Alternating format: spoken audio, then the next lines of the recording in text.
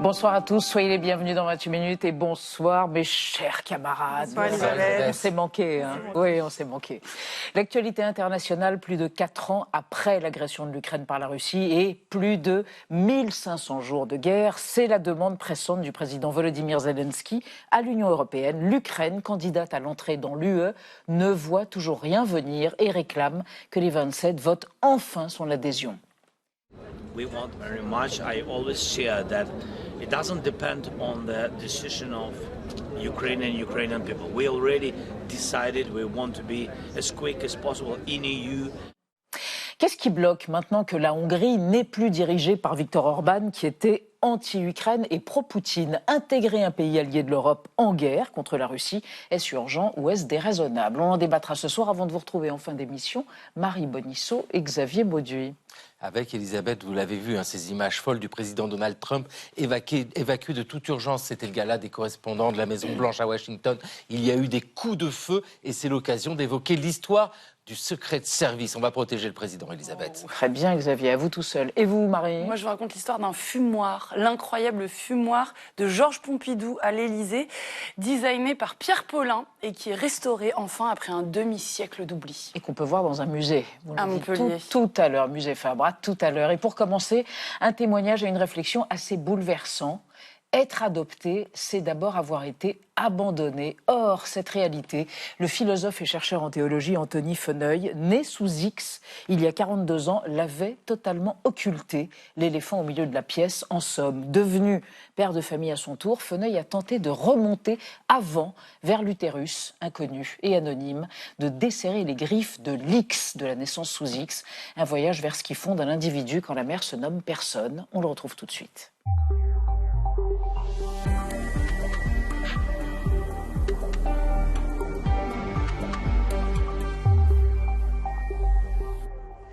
Anthony Feneuil, bonsoir. Bonsoir. Je vous présente Anna Ndiaye et Benjamin Bonsoir. Sportouche. Bonsoir. Comme moi, très impressionné par votre livre publié par Bayard, Rien de caché. Est-ce que c'est une enquête, une autobiographie, une ode à l'inconnu, à la mère biologique que vous avez mis tant d'années à rencontrer, à découvrir? Comment vous qualifiez ce livre? Rien de caché? Alors, je ne sais pas, c'est une question qui m'embarrasse beaucoup. Oui. Il y a plusieurs Eh ben, amis ne et répondez collègues. pas, Non, le meilleur compliment qu'on m'ait fait, Oui. c'est qu'on m'a dit que c'était essayistique au sens de Montaigne. Essayistique au sens de Montaigne, de Michel Donc, de Montaigne. Donc. De Michel de Très Montaigne. bien. Parce qu'il y a l'idée de partir quand même d'un récit et de quelque chose comme une autobiographie, disons, Oui. mais d'essayer de développer ou de parler des questions plus générales que ça pose. Notamment, qu'est-ce que c'est qu'une personne? Et d'où venons-nous? Eh ben, on va en parler avec vous, Anthony Feneuil, après votre profil idéal, réalisé par Gaël Legras. Anthony Feneuil, vous êtes philosophe et théologien. Né sous X en 1984, vous racontez votre parcours dans Rien de caché, mais vous proposez également une réflexion sur la notion d'identité. Alors l'identité nous définit-elle ou nous enferme-t-elle? Pour répondre à cette question, vous avez le profil idéal. Le 17 octobre 1984, vous êtes adopté 5 mois après votre naissance par Maryse Landlou et Michel Feneuil. Nous ne t'avons pas mis au monde, tu nous es arrivé de quelqu'un d'autre, vous disent-ils. Pendant votre enfance, une chanson de Jean-Luc Lahaye résonne dans le salon. Papa chanteur, maman douceur, pleure pas bébé bonheur. Après le bac, vous poursuivez des études de philosophie à l'École normale supérieure de Lyon. En 2013, à Lille, vous soutenez une thèse qui croise la théologie du pasteur genevois Karl Barth et la pensée philosophique de Henri Bergson. Un an plus tard, vous devenez maître de conférences en théologie à l'Université de Lorraine à Metz. Depuis, vous intervenez parfois dans des émissions de la chaîne catholique KTO, comme ici, afin d'évoquer la notion de mystique. Le mot de mystique, il est aussi utilisé pour parler de ce qui excède ce qu'on peut dire. Alors, il ne faut pas s'étonner que ce qui excède ce qu'on peut dire, on ait du mal à en parler. En 2021, vous publiez L'individu impossible. Vous déplorez alors la tradition philosophique selon laquelle il faudrait se résigner à être ce que nous sommes. L'individu impossible peut à la fois être ce qu'il est et ce qu'il n'est pas. Cette même année, vous proposez un essai intitulé L'évidence de Dieu. J'essaie de montrer que l'intensité de la croyance en Dieu n'est pas contradictoire avec le doute à l'égard de Dieu. Aujourd'hui, vous évoquez donc les premières années de votre vie au cours desquelles votre identité d'enfant adopté constituait une évidence, puis la recherche de votre mère biologique entamée vers l'âge de 30 ans lorsque vous devenez père, enfin votre rencontre avec elle et les discussions qui s'en suivent. Dès le début de votre livre, vous posez cette question, que perd-on à perdre une absence ? Mais oui, Anthony Feneuil, parce que vos parents adoptifs ne vous ont jamais caché qu'ils vous avaient adopté, que vous étiez un enfant adopté par amour, mais vous aviez du mal à percuter sur quelque chose d'élémentaire, qui est qu'avant d'être adopté, eh bien, vous aviez été abandonné, et vous n'arriviez pas à y penser.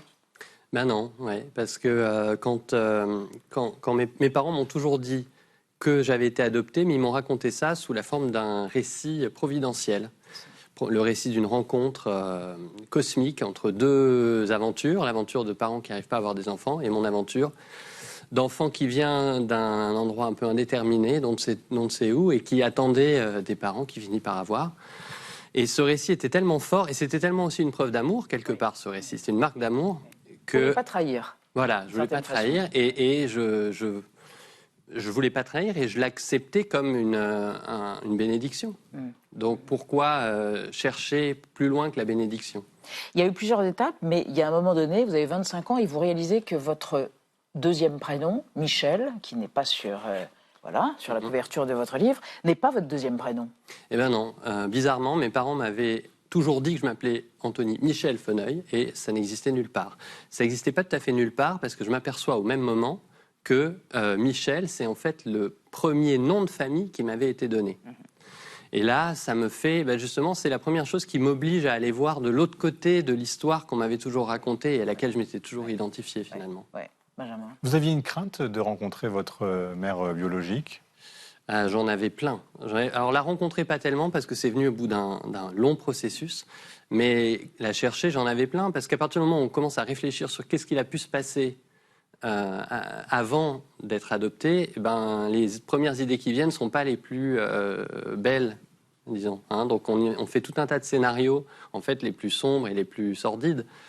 Et du coup, aller dans cette direction, c'est aller vers un inconnu beaucoup plus noir, qui a l'air beaucoup plus noir que ce qu'il est peut-être. Et puis c'est aussi, disons, mettre en cause, pour ce qui me concernait, c'était mettre en cause tout le récit sur lequel je m'étais construit, qui était un récit qui, pour fonctionner, impliquait qu'on ne sache rien de ce qui se passait, de ce qui s'était passé pour moi avant l'adoption. C'est ça, en l'occurrence, tout ce qui avait trait à l'abandon et en amont de l'abandon, à la naissance sous X. Alors, vous explorez ce X, vous en faites à la fois une griffe, une croix, une providence, enfin, vous déployez toutes les possibilités qu'il y a autour du X, et puis vous évoquez évidemment Dieu, et vous évoquez Descartes, René Descartes, le philosophe, et vous dites, alors là, il y a eu une déflagration, quand j'ai lu une phrase de Descartes, je vais vous expliquer pourquoi, cette phrase de Descartes, c'est dans la 3e méditation métaphysique, et vous dites, Descartes écrit, pour ce qui regarde mes parents, desquels il semble que je tire ma naissance. C'est ce « il semble ». Et là, ça vous ouvre des abîmes. Oui, parce que c'est une phrase absolument géniale et vertigineuse, dans laquelle il y a tout le pouvoir, finalement, de la philosophie. Il y a tout quoi dedans ? Il y a tout ce qu'on peut faire avec l'esprit. Il y a toute la liberté qui est ouverte par la philosophie. C'est ça qu'il y a. Parce que l'idée que nos parents nous donnent notre naissance, c'est l'idée la plus commune et la plus normale. Et Descartes, il dit, mais non, c'est pas nos parents qui nous donnent notre naissance. Parce que nos parents, et même quand on les connaît, même quand on est sûr de son origine biologique, nos parents, ils nous donnent jamais le plus important. Ils nous donnent pas, nos idées les plus fortes, nos idées les plus personnelles, finalement, qui dépassent toujours les personnes qui nous ont engendrés, disons. Anthony Feneuil, on va évoquer avec vous et avec Anna un rapport qui va être remis prochainement au gouvernement qui préconise de réformer l'accouchement sous X, donc secret. Oui, pourquoi ne pas se diriger vers un accouchement confidentiel inspiré du modèle allemand ? C'est en tout cas ce que propose le Conseil national de l'adoption et celui pour l'accès aux origines personnelles. Alors, qu'est-ce que ça changerait avec un accouchement confidentiel? La mère donnerait naissance sous pseudonyme. Si elle souhaite conserver son anonymat, elle devra se manifester aux 12 ans de l'enfant. Si elle ne le fait pas, l'anonymat sera levé. Et du côté de l'enfant, lui pourrait demander des informations sur sa mère biologique à partir de 13 ans, avec l'autorisation de ses parents adoptifs et après avoir passé un entretien obligatoire avec un psychologue. Cet accouchement confidentiel, c'est donc une sorte de compromis entre la protection des intérêts de la mère et ceux de l'enfant. Vous, est-ce que ça aurait changé concrètement quelque chose si votre mère avait bénéficié d'un accouchement confidentiel? Alors, bon, je ne peux pas vous dire si ça aurait changé quelque chose pour moi. Je ne sais pas si peut-être la force du récit de mes parents aurait été trop fort pour que je désire. Je n'avais pas le désir de chercher ma mère biologique avant très tard.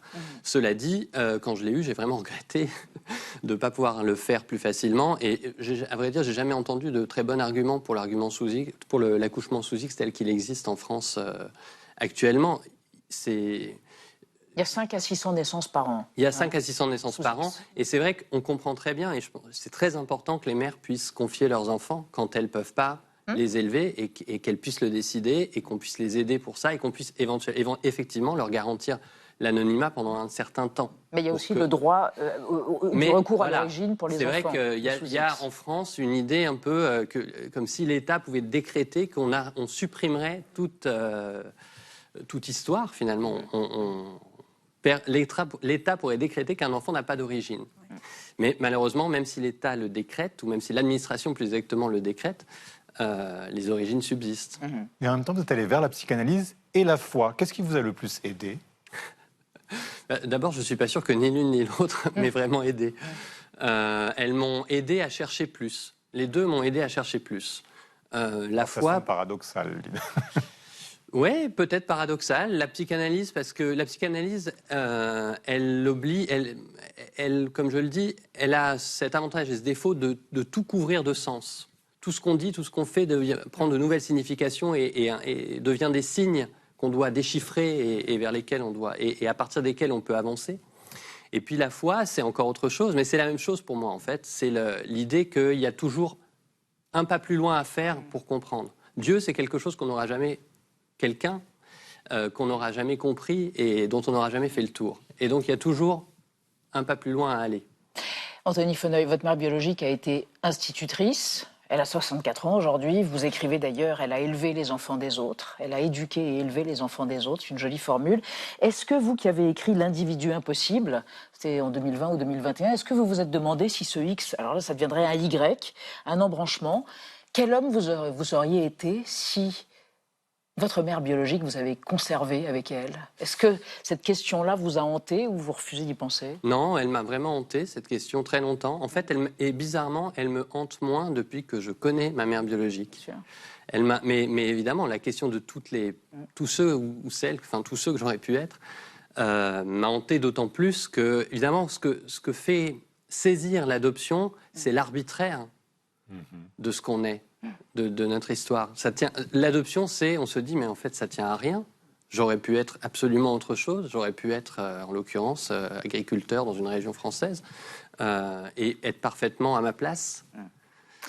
Toutes ces questions dans Rien de caché. Questions sur le moi, le sujet, l'identité, l'individu, ce qui nous relie les uns aux autres, voilà, que ce soit biologique ou autre, ou fondé sur l'amour, ou la foi, ou la solidarité, dans votre ouvrage Anthony Feneuil, aux éditions Bayard. Merci d'être venu en parler ce soir sur Arte dans 28 minutes. Merci beaucoup. Et on va passer à notre débat sur la guerre en Ukraine qui dure depuis plus de 4 ans.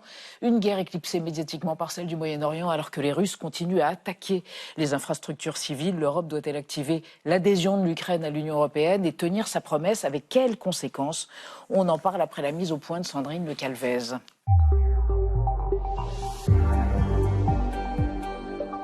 Accolade et soulagement. Après des mois d'attente, l'Union européenne, réunie en sommet jeudi dernier à Chypre, a débloqué un prêt de 90 milliards d'euros en faveur de l'Ukraine. Aujourd'hui est un grand jour pour l'Ukraine et pour l'Europe. Nous allons verser la première tranche des 45 milliards d'euros alloués à l'année 2026 dès ce trimestre. Jusqu'à présent, le Premier ministre hongrois proche de Vladimir Poutine bloquait toute décision sur l'Ukraine. Sa défaite aux dernières élections législatives a changé la donne. De quoi donner des ailes à Volodymyr Zelensky, qui espère désormais une adhésion rapide à l'Union européenne.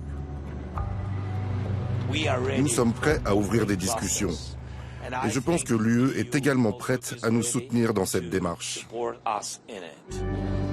Une déclaration tempérée par plusieurs dirigeants européens. L'Ukraine n'aura pas de passe-droit ou de coupe-fil pour dépasser les pays déjà en attente pour entrer dans l'UE. Nous devons poursuivre sur la voie du mérite. Il n'y a pas de procédure accélérée possible, mais je pense qu'un modèle d'élargissement par étapes peut être élaboré. À ce jour, l'adhésion de l'Ukraine ne fait pas consensus. Le pays est en guerre, la corruption y est récurrente et son agriculture demeure très performante, au point d'inquiéter les syndicats et les exploitants agricoles en Europe. Sur les bancs du Parlement européen, l'extrême droite s'est emparée du dossier. L'Europe ne peut pas absorber ce grand pays agricole qui a des normes, des règles qui ne sont pas les nôtres et qui, après le Mercosur, après tous les traités de libre-échange, introduirait une concurrence commerciale totalement déloyale. Alors l'Ukraine pourrait-elle dynamiter l'Europe ou au contraire la dynamiser? Les Ukrainiens vont-ils devoir s'armer de patience et attendre leur tour pour intégrer l'Union européenne?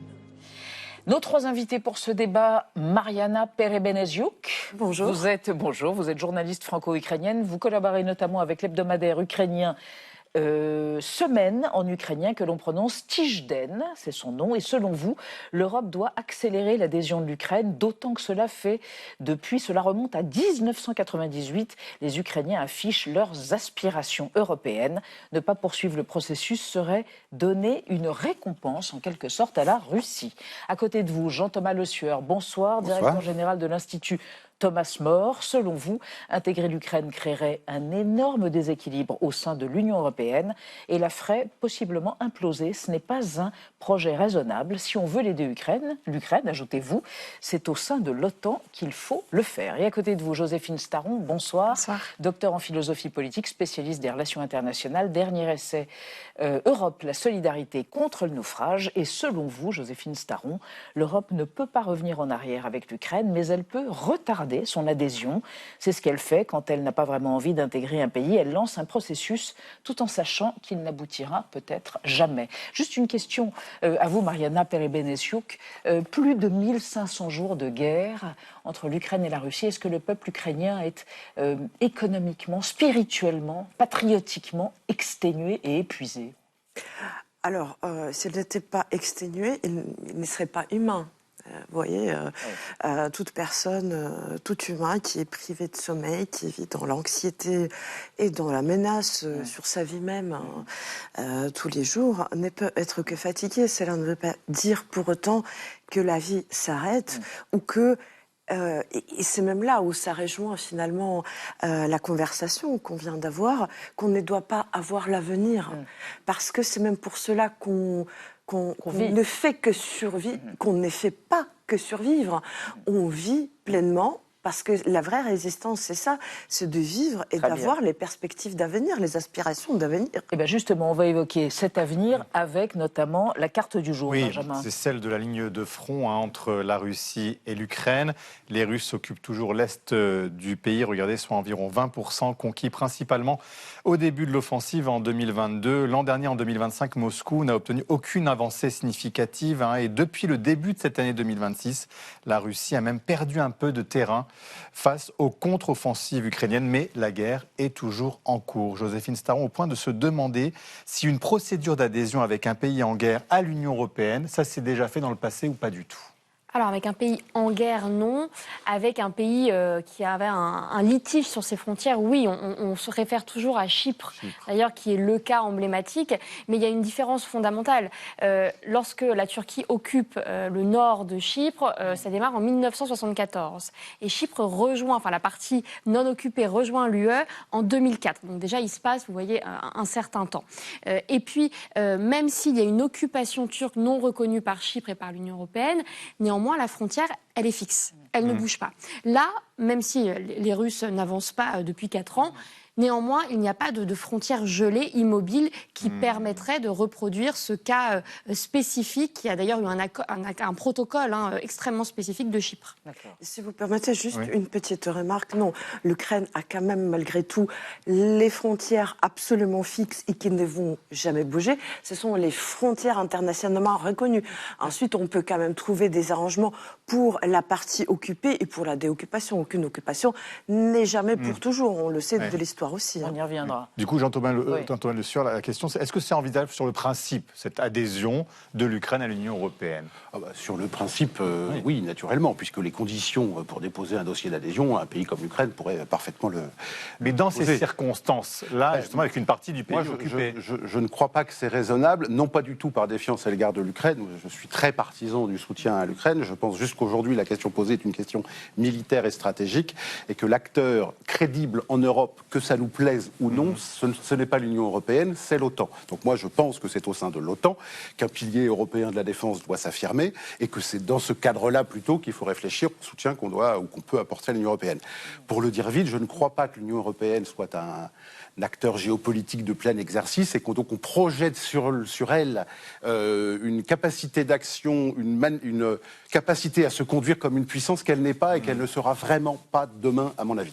Mariana Perez-Beneziouk, ça doit rester une priorité, cette adhésion à l'Union européenne, pour vous. Volodymyr Zelensky s'y engage systématiquement depuis 4 ans. Oui, c'est la priorité. Et par ailleurs, il n'y a pas que Volodymyr Zelensky.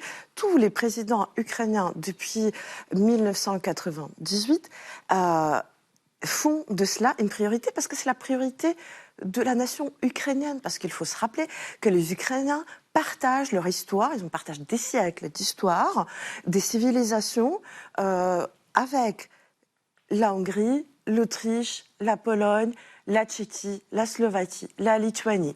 Donc, ils ne comprennent absolument pas pourquoi ce pays, quelque part, pourquoi ils ont été déchirés de cette entité qu'ils formaient jusqu'alors.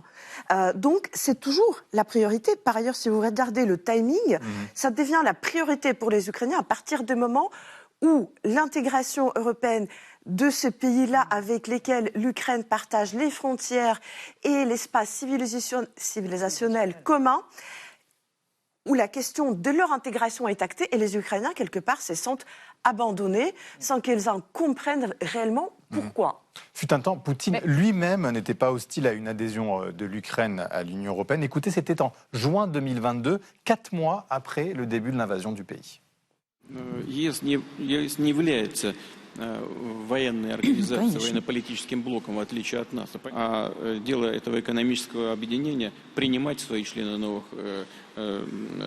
новые государства или нет. Насколько это возможно и целесообразно для ЕС, пускай определяют сами страны Евросоюза. Jean-Thomas Le Sueur, même Poutine n'avait pas d'objection à cette adhésion il y a encore 4 ans. C'est prendre la réalité un peu à l'envers, naturellement. Il parle le langage des carnassiers, des grands fauves, et l'Union européenne n'est pas un carnassier ni un grand fauve. C'est un herbivore, pour reprendre votre terminologie. Et donc c'est assez, évidemment, pour lui, ça lui paraît infiniment moins problématique que l'Ukraine intègre l'Union européenne, que l'OTAN, parce qu'encore une fois, l'OTAN, ce sont les États-Unis, c'est la vraie capacité de dissuasion militaire, c'est une puissance de feu rare, et donc naturellement, encore une fois, le vrai acteur, c'est l'OTAN, c'est pas l'Union européenne. Joséphine Staron, alors c'était il y a 4 ans, effectivement, cette déclaration de Vladimir Poutine. D'abord, a-t-il changé de point de vue? Et puis, l'Ukraine a changé. Militairement, c'est devenu un vrai acteur, par ailleurs. Oui, mais alors, c'est très ironique, quand même, de sa part de dire cela à ce moment-là. Depuis le début, Vladimir Poutine est contre le rapprochement de l'Ukraine avec l'Union européenne. Avec l'OTAN, bien évidemment, c'est une ligne rouge absolue, mais avec l'Union européenne, ça fait quand même pas ses affaires. Et quand il dit « laissons les Européens voir entre eux si c'est une bonne opportunité ou pas », il sait très bien que ça va créer un débat politique potentiellement clivant au sein même des nations européennes, ce qu'il cherche, bien évidemment, fracturer un peu plus l'Union européenne. Donc c'est quand même un double discours qu'il faut lire maintenant qu'on connaît bien Vladimir Poutine depuis 4 ans et ses véritables intentions. Voilà, voyons quand même le cynisme derrière cette attitude faussement pro-adhésion à l'UE. Non, non, pardon. Non, c'est pas du cynisme, ça s'appelle les relations internationales. Et voilà, non, je dis c'est réel politique. Oui, quoi. Oui. Moi, juste pour compléter ce qui vient d'être très bien dit par Jocelyne Saron, c'est que non seulement c'est d'un cynisme absolu, il faut se rappeler également que l'Ukraine subissait déjà tout un tas de violences et de pressions justement pour éviter cela. Mais surtout, moi je pense que le but de cette intervention, c'était de montrer que l'Ukraine n'a pas de subjectivité, en fait, que ce n'est pas l'aspiration de l'Ukraine qui compte, mais cette unité européenne qui peut décider ou non. En fait, je pense que son but, c'était de montrer que l'Ukraine n'a pas de subjectivité propre, que les aspirations du peuple ukrainien ne comptent pas, et qu'entre nous, c'est quelque chose entre la Russie et l'Union européenne et que lui, il n'est pas contre, ce qu'il faut bien entendu. Jean-Thomas Le Sueur, l'Union européenne s'est engagée en 2022 à faire adhérer l'Ukraine en acceptant cette candidature. Est-ce qu'elle ne doit pas tenir sa promesse, tout simplement, aujourd'hui? Son engagement. Vous avez expliqué qu'effectivement, l'Union européenne a créé et sait assez bien aujourd'hui faire patienter. Voilà, le cas de la Turquie, qui est un autre cas un peu singulier. Je crois que c'est ouvert en 2010, en 2008, non, même les négociations. Voilà, et personne n'imagine à court moyen terme que la Turquie rejoigne l'Union européenne. Donc, pour vous, il faut faire machine arrière, carrément, ou en tous les cas, dire laisser traîner. Il est très possible que politiquement, pour soutenir Volodymyr Zelensky, il est utile de maintenir ce discours-là, ce dialogue-là. Mais je pense que si on veut vraiment aider l'Ukraine, et moi je fais partie de ceux qui souhaitent aider l'Ukraine, le vrai, on l'a dit d'ailleurs, ce qui embête beaucoup plus Vladimir Poutine, c'est l'OTAN. Mais pourquoi c'est pas le 2, pardon? Pourquoi de se dire ça peut être l'OTAN et l'Union européenne? Parce que l'Union européenne, encore une fois, n'est pas une puissance géopolitique. L'Union européenne, combien de divisions? Pas de division. Et puis surtout, c'est pas les mêmes décideurs. Quand même, autant Union européenne. Donc Union européenne, vous avez une procédure d'adhésion qui est peu engageante finalement, parce que c'est davantage une perspective que vous offrez aux pays candidats, l'Ukraine aussi, mais tous les autres pays candidats qui sont candidats. Il y a d'autres pays candidats qui attendent depuis des décennies, et qui attendent aux portes de l'Europe depuis des décennies. Mais ça a une vertu. Ce processus d'adhésion, même si on sait que ça prendra des décennies pour la plupart, c'est de faire des transformations internes, d'engager ces transformations internes au sein des pays, et puis aussi de brandir la carte quand même du rapprochement vers l'Europe plutôt que du rapprochement vers la Russie. Ça, c'est aussi un enjeu géopolitique pour l'Europe, voilà, de garder ces puissances proches d'elle. Mais l'OTAN, c'est différent. Le processus d'adhésion de l'OTAN, ça nécessite quand même que les États, dont les États-Unis aient leur mot à dire, la Turquie également, qui est membre de l'OTAN. pour l'instant est dans une position quand même de médiation, si on peut dire, entre la Russie et l'Ukraine, mais souvent très proche des positions de Vladimir Poutine. Donc on imagine encore moins comment les membres de l'OTAN pourraient accepter, malheureusement, une adhésion de l'Ukraine. Il y a une autre objection que celle géopolitique à ce sujet-là, c'est quand même la question politique interne à l'Union européenne. L'Union européenne est aujourd'hui quand même un projet à l'arrêt, assez indistinct, dont on ignore où il va aujourd'hui. Je vous rappelle que les forces souverainistes et anti-européennes sont nombreuses au Parlement européen. Allez dire aux peuples européens, en tout cas à certains d'entre eux, qu'on va se relancer dans un processus d'adhésion d'un pays. Allez dire aux agriculteurs français. On va en parler après. On va en parler après des agriculteurs. Là, justement, je pense que sur ce point-là, l'intégration européenne de l'Ukraine est en fait un atout incroyable pour l'Europe, parce que justement, ce qu'on peut voir même dans les faits, l'Europe n'a jamais été aussi alignée et n'a jamais eu des prises de décisions aussi rapides, même si on peut s'en moquer un tout petit peu, mais n'a jamais eu des prises de décisions aussi rapides et de dialogues aussi constructifs entre les différentes parties de l'Europe que depuis l'invasion de l'Ukraine, que depuis que la question ukrainienne est devenue quelque part, malgré tout, centrale à l'Union européenne.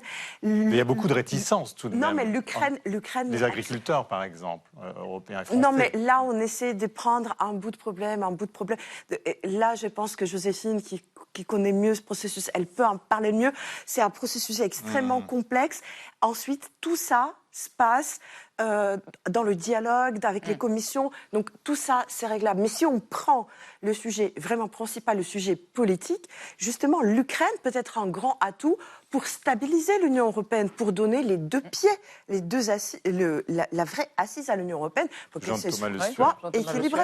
Sur un pôle de stabilité et même une puissance agricole avec une aubaine peut-être pour la puissance globale. C'est un débat incommode parce que pour l'autonomie.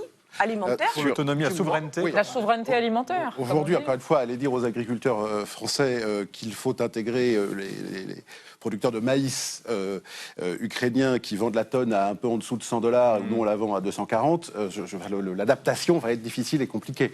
Donc c'est aussi la réalité politique. Encore une fois, les chefs d'État et de gouvernement qui étaient au sommet ce week-end, ils ont leur peuple derrière. Mais l'Europe est tout de même la première puissance agricole de l'Union européenne. La France, pardon. De l'Union européenne? Oui. Ah non, plus maintenant. La France. Ah non, bon ah non, maintenant Espagne, ah ouais Allemagne sont là. Non, bien sûr, le secteur agricole français vit une crise depuis 15 ans, tragique. Et donc je rappelle que les chefs d'État et de gouvernement ont leur peuple dans le dos, si je puis dire, quand ils sont à des sommets européens. On ne peut pas régler ce problème qui est en fait technique, c'est un problème des normes, par exemple. C'est une question. Pourquoi vous pensez qu'on ne peut pas régler ça, en fait? Parce que je pense que, si on débat sur l'Union européenne, je pense que depuis 1985, quand Jacques Delors, président de la Commission à l'époque, dit que l'Union européenne est un OPNI, objet politique non identifié, en fait, on n'a toujours pas répondu à ce qu'était l'objet de l'Union européenne. Je parle des agriculteurs, qu'on ne peut pas leur dire. Pourquoi on ne peut pas solutionner? Il y a quand même un débat de fond sur cette question agricole depuis un certain temps, parce que rappelons-nous, lorsque l'Union européenne, au début de la guerre en Ukraine, avait décidé de faire un cadeau à l'Ukraine en disant on va vous faire une forme de priorité au blé ukrainien ou des droits de douane annulés, etc. Les premiers soutiens de l'Ukraine, c'est les Polonais. Et bien là, vous aviez eu des agriculteurs polonais qui bloquaient la frontière. Parce qu'effectivement, on touche directement à leur porte-monnaie. Donc à l'instant T, une adhésion immédiate sans travailler les règles, les standards, etc., serait effectivement catastrophique pour l'agriculture européenne qui déjà ne se porte pas très bien quand même. Donc ça, notons-le. Mais en revanche, comme l'adhésion est un processus, et un processus relativement long, aucun pays n'a eu d'adhésion rapide, accélérée, tous ont quand même suivi un long cours, eh bien c'est pendant ce processus que cette question agricole doit être réglée, bien évidemment. Et peut-être que c'est un juste milieu à trouver entre le modèle agriculteur européen sur le déclin, et un modèle ukrainien qui peut-être a des vertus ou pas, je n'en sais rien, je ne suis pas du tout spécialiste de l'agriculture, mais en tout cas il y a un juste milieu à trouver, un rapprochement à trouver si jamais on va plus loin dans cette question de l'adhésion. Alors, si jamais on va plus loin sur cette question de l'adhésion, ou bien il y a des alternatives, vous allez les évoquer avec nous, Anna. Oui, plusieurs scénarios à l'adhésion, actuellement sur la table de la Commission européenne. D'abord, une adhésion à rebours, appelée aussi élargissement inversé. Dans ce cas, l'Ukraine deviendrait un État membre, mais sans moyen d'action, tant que les grandes réformes nécessaires sur la justice, la corruption, l'état de droit n'ont pas été réalisés. Et donc, au fur et à mesure de l'avancée de ces réformes, l'Ukraine pourrait acquérir de nouveaux droits, sauf que plusieurs États membres, dont l'Allemagne, sont assez sceptiques et estiment que cela créerait des États de seconde classe. Le chancelier allemand propose d'ailleurs une autre solution, on l'écoute. Ich möchte auch eine engere Einbindung in die europäischen Institutionen ermöglichen, zum Beispiel durch Teilnahme an europäischen Räten, im Europäischen Parlament oder in der Kommission ohne Stimmrecht oder durch schrittweise Eingliederung der Ukraine in Politikbereiche je nach Stand der Reformen. Alors cette position, elle est aussi partagée par l'Institut Jacques Delors, un think tank européen qui a d'ailleurs travaillé sur un scénario d'États membres associés. Concrètement, l'Ukraine aurait un siège permanent au sein de l'Union européenne, sans droit de vote au Conseil européen ni au Conseil de l'UE. En revanche, elle pourrait compter sur des sièges d'observateurs permanents au Parlement européen et des quotas de diplomates dans ces différentes institutions. Mariana Pere-Beneziu, qu'est-ce que vous pensez que ce statut d'État membre associé, c'est acceptable ? Je veux juste rappeler que l'Ukraine a déjà un statut de l'État membre associé, que quand l'Ukraine a commencé les négociations, quand elle a vraiment notifié à l'Union européenne qu'elle souhaitait devenir membre de l'Union européenne en 2007, sous les pressions de la Russie, et uniquement ça, sous les pressions politiques de la Russie, on a déjà inventé un statut de l'État associé. Ensuite, et ce processus a bien avancé. Ensuite, qu'est-ce qui est arrivé? La Russie a commencé à mettre de nouveau les pressions. Parce que je vous rappelle que avant l'invasion de 2014, il y a eu également la blocade et les pressions économiques de 2013 et les pressions qui ont duré toute l'année 2013 pour que l'Ukraine ne signe pas ce traité. Donc en fait, on est déjà là.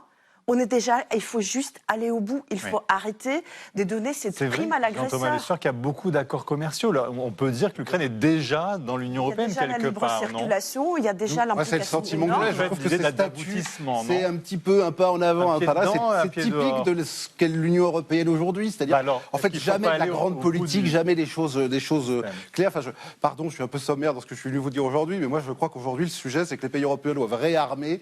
Le grand enjeu, c'est qu'aujourd'hui, les pays européens doivent redevenir des puissances militaires. C'est au sein de l'OTAN qu'on peut venir, encore une fois, en soutien et que l'urgence aujourd'hui, elle est militaire et stratégique, me semble-t-il. Et que là, enfin, c'est vraiment, même si l'Ukraine oppose depuis 4 ans une opposition héroïque à la Russie, c'est encore ça qui est d'actualité aujourd'hui. Bon, alors attendez, on va alimenter le débat avec une archive. On se reporte au 23 avril 1972, vous voyez peut-être de quoi on veut parler. Les électeurs français sont appelés à se prononcer sur l'entrée de la Grande-Bretagne, du Danemark, de l'Irlande et de la Norvège dans la communauté économique européenne, comme on disait, CEE. Et Georges Pompidou les incite fortement à voter oui. Regardez.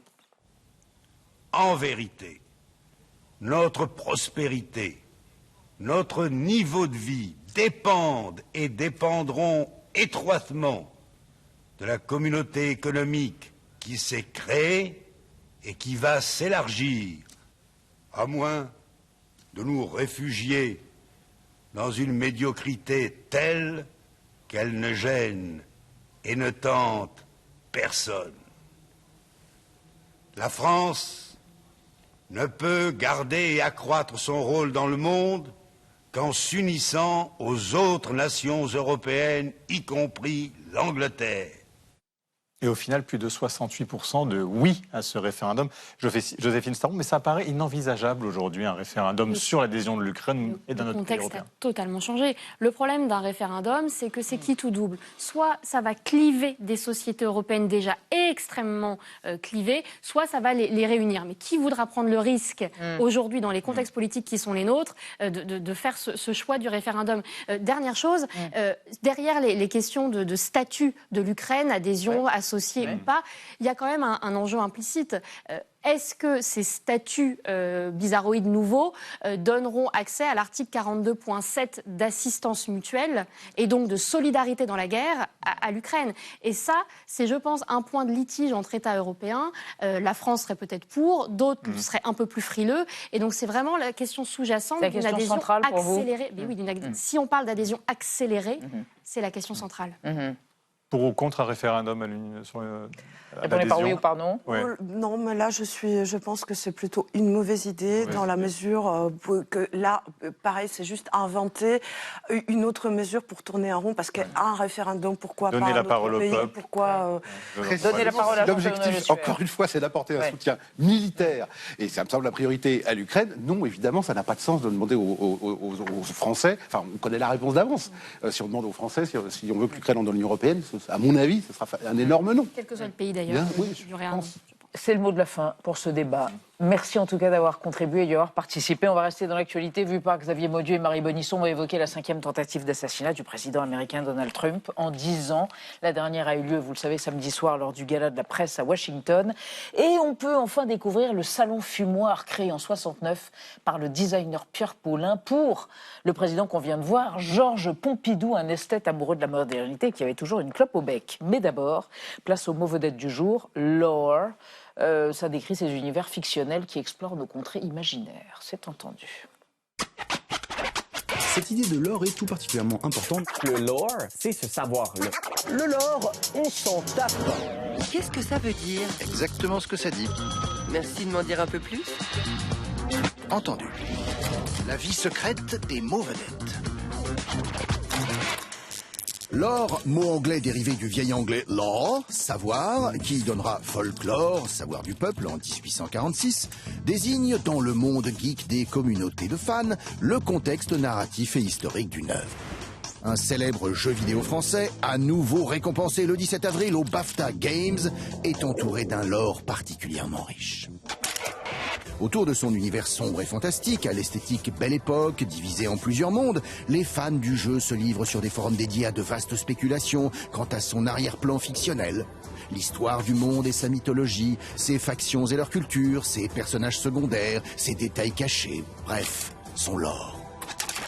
En 1969, une fan de la série télé aux 788 épisodes sur les errances galactiques d'un type à oreilles pointues publie à compte d'auteur une compilation rassemblant résumé d'intrigues, chronologie, biographie des personnages et autres goodies.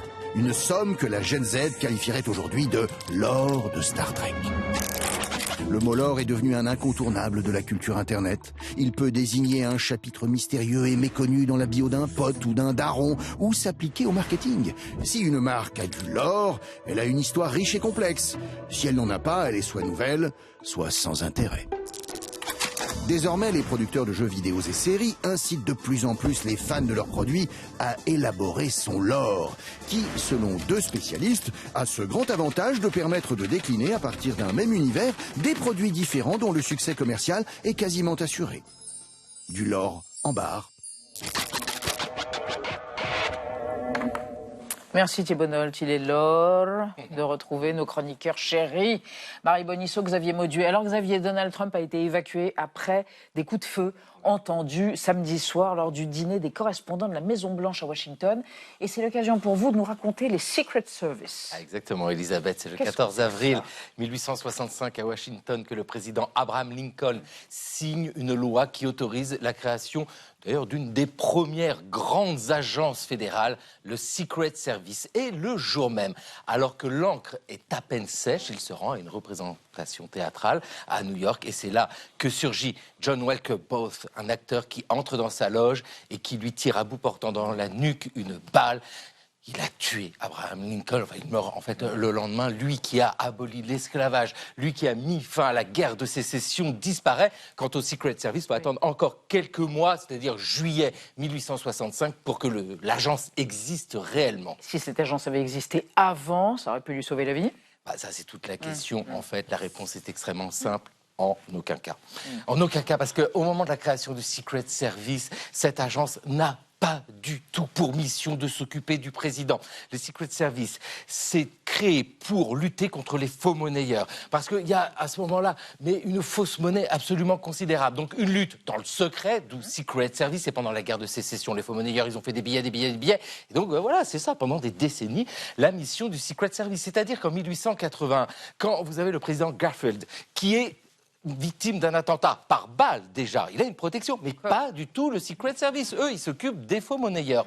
Mais en 1901, cette fois-ci, c'est le président McKinley qui est victime d'un attentat, lui aussi par balle. Et c'est à ce moment-là qu'on commence à se dire, va peut-être falloir penser à une petite protection du président, parce que ça commence à bien faire. Et le Congrès se dit, ben voilà, il y a le Secret Service qui a chassé tous les faux monnayeurs, enfin, les faussaires, tout ça, il n'y en a plus. Donc désormais, il va pouvoir s'occuper du président. Mais en tout cas, il y a ce hasard absolument sensationnel de se dire, la création du Secret Service correspond au jour de l'attentat contre Abraham Lincoln. C'est quelque chose d'ailleurs qui est mis en exergue que très récemment. Par le passé, on n'avait jamais vu cette proximité-là. Mais vous voyez bien ici qu'il n'y a aucun rapport. Abraham Lincoln crée une agence pour lutter contre les faux monnayeurs. C'est par la suite que il est chargé de la protection du président avec ces personnages absolument incroyables. Ce qui est intéressant, c'est que le Secret Service a conservé ces 2 missions. La protection du président, mais également la protection du billet vert. La Maison-Blanche et le billet vert, ils sont encore en quête des faux monnayeurs. Mais en tout cas, c'est très intéressant de voir comment tout cela se construit. Et c'est ainsi que la légende urbaine se crée au service de la fascination des hasards de l'histoire que nous avons, Elisabeth, en ligne de mire. Arrêtez de me regarder comme ça me fait peur. Xavier Mauduit, merci Xavier. Chère Marie, le fumoir de l'Élysée qui avait été conçu par Pierre Paulin, génial designer des années 60 et 70, est restauré par le Mobilier National. Oui, c'est l'une des 365 pièces du Palais de l'Élysée qui va ressusciter. Revoici, mesdames et messieurs, le fumoir commandé par Georges Pompidou, qui fumait comme un pompier. Voilà. Paraît-il des Winston en hommage aux alliés américains qui nous ont libérés du joug des Allemands. Mais bref, Pompidou arrive à l'Élysée en 1969. Il a du mal avec les dorures, avec le style empire. Je me demande comment votre père a pu travailler dans un lieu aussi horrible, aurait-il dit un jour à Philippe de Gaulle, le fils de Non, Pompidou, enfin les Pompidou, parce que Claude est très concerné par le dossier. Elle aussi, elle doit coltiner l'Élysée. Ils veulent du contemporain, du confortable et du fabriqué en France. 3 pièces, dont le fameux fumoir, sont confiées à Pierre Paulin, un designer français qui à l'époque a à peine la quarantaine, mais qui est déjà une star grâce à ses sièges, dont 2 sont exposés au MoMA à New York. Paulin, il a révolutionné le fauteuil en créant des housses stretch en jersey, sans couture, qui s'enfilent comme ça d'un bloc sur l'armature du siège, comme un maillot de bain. C'est son inspiration. Et ça permet des formes fluides et ultra modernes pour l'époque. Paulin, au début, le siège langue, par exemple, où on le voit dessus. Paulin, au début, dit non à Pompidou, parce qu'il est de gauche. Pompidou dit, c'est super, ça me coûtera moins cher qu'un artiste de droite. Ce projet de redécorer l'Élysée, il a d'énormes contraintes. Pompidou dit, je ne veux pas entendre un seul coup de marteau. Je travaille juste à côté, silence. Il ne faut pas non plus toucher au mur, parce que le bâtiment est classé. Donc tout le décor de Paulin doit pouvoir s'enlever. D'où son idée assez géniale de construire une sorte de tente, un cocon. Lui disait une pièce dans la pièce qui fait complètement disparaître la vieille bibliothèque Napoléon III, je suis désolée Xavier, derrière une structure autoportante tendue de tissu élastique avec, regardez, canapé intégré moulé dans les parois. Et puis cette incroyable table basse que vous voyez à côté qui s'appelle Rosace, dont les pieds sont recouverts, attention, de la même peinture que les cabines de la mission Apollo 11 qui vient d'aller marcher sur la Lune. Les Pompidou voulaient le futur, ils sont servis. Ils ont tellement peur à l'époque des réactions qu'ils vont laisser Paulin tout seul le jour de l'inauguration face à la presse en 72. Les salons vont marquer le monde entier. On parle désormais du style Élysée. Ça va tenir 2 ans, à peine. Giscard est élu en 74. Il déteste. Il fait immédiatement démonter ce fumoir et il l'envoie en pièces détachées croupir dans les caves d'un château de l'Oise. Paulin lui-même, c'est triste, à la fin de sa vie, il méprisait son œuvre. Il parlait de déchéance luxueuse, d'un style un peu prétentieux. Après un demi-siècle à se faire littéralement grignoter par les rats, voici ce fumoir de retour, restauré pendant 3 ans. Il a mis 3 ans. Il va être visible au musée Fabre de Montpellier à partir du 27 juin prochain. J'ai vérifié, vous ne faites pas avoir, le musée est non-fumeur, même si vous avez des Winston. Évidemment, bien sûr, et c'est jusqu'au 1er novembre. Chouette, on ira. Merci Marie, merci à tous, et merci de votre fidélité. On se retrouve demain à 20h05. Tchuss.